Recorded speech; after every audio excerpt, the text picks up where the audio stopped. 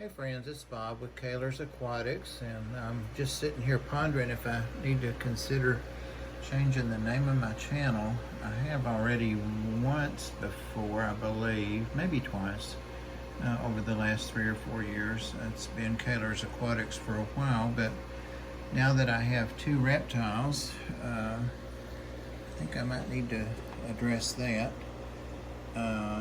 Looking for the snake here. Have Nathan's snake, whose name is Sand Creek. Amy, Nathan's wife, named it, and Ed and Chattanooga Ed, and James from Fish Room Fever were over there the last couple of days and brought back some fish and tanks and Sand Creek and his setup to me. So of course I know he isn't out because I've already checked and he's in here. But where, you might wonder. So when I found him, I wasn't surprised, and this is probably, see him there? Probably something he's accustomed to doing, because he got up there quite easily and got under, not sure what he's under, but he's attached himself to, I'm saying he, until we could sex the snake. I don't even know he's been sexed. Gonna go tomorrow and probably take him with me to Petco or PetSmart and get him some food. See if any of them are able to help with that. And I'm gonna go ahead and take him to the vet next week. He's obviously very well cared for and healthy, and I know that because I have a reptile already that's Nelson blue-tongued skink, and he's about as long as Sand Creek. I think I'm going to shorten to Sandy, just to have something that ends in the E sound. But yeah, I picked him up, met Ed and James in Chattanooga tonight, and held him immediately right out of his container, and he relaxed, and he rode that way all the way home with me, about an hour. Sitting on my stomach with the palm of my hand over him and his little head sticking out. So he's very tame. He hasn't bit me. That doesn't mean he won't. But I remember how calm and laid back he was with Nathan, and I'm sure he was a lot of comfort to Nathan when Nathan did not feel well. And he would often have him around his wrist, laying in the bed, and Sand Creek would just stay right there with Nathan. So I think he can see me. I'm sure he can see me, but what I'm looking through is this little grating. So no reason not to think. I'm gonna tap on the side over there just a little bit. Yep, see, that immediately got his attention. And when I was holding him, when I first met him, he kept flicking his tongue and even touching me, so smelling and tasting, I guess. And I had recently seen a video of someone that just made a lot of sense to me. She'd gotten a little western hognose snake shipped, and it came in. It was a little cool. And this guy too, because he couldn't be on a heating pad or under his light or anything, was a little cooler, closer to room temperature. He's got a pad under him that's plugged up, and he's got his overhead light on.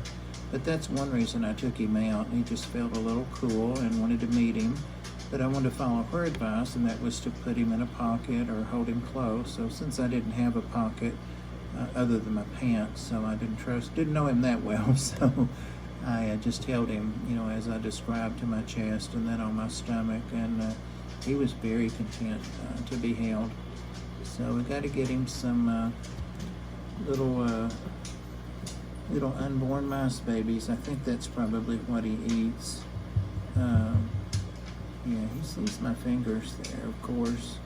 And I'm wondering if he is not hungry. I don't know, and the boys didn't find out when he was fed last. So we'll get him some stuff tomorrow and see if he's interested in eating. He's got fresh water. His cage came, not his cage, but his habitat came clean. And he's just, as I said, been taken real good care of. And the reason I'd mention that is that I have always, with my dogs, my cats, with anything, haven't done it with my birds yet, and I probably should, but I've kept birds before and am pretty comfortable with them. And if something's wrong with a bird, you know it pretty quick. But I thought I might just take him in. Got to take in one of my dogs for a nail trim. That's Yazzie, to be sedated and get a nail trim. So while he's having that done and waking up from sedation, maybe I can see if one of the vets there is comfortable with reptiles. If not, they can recommend somebody to me.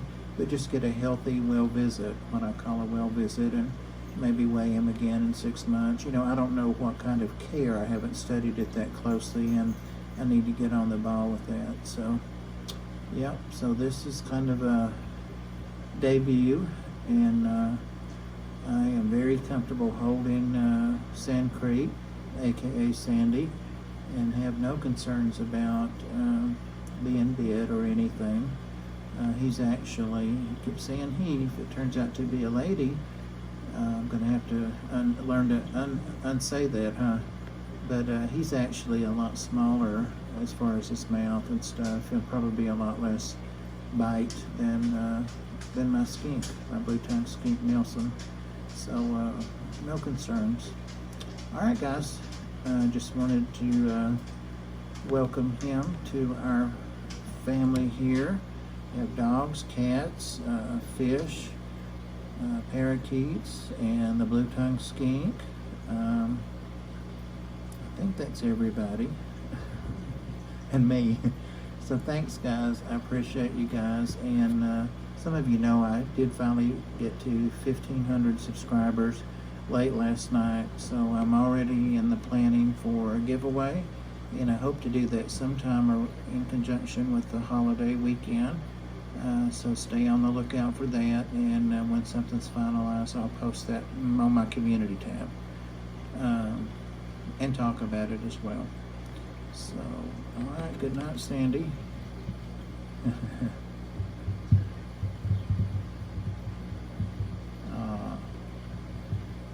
He's a sweetie, that's for sure.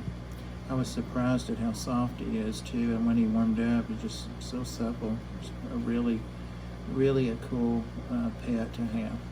Good night. Thanks, everybody.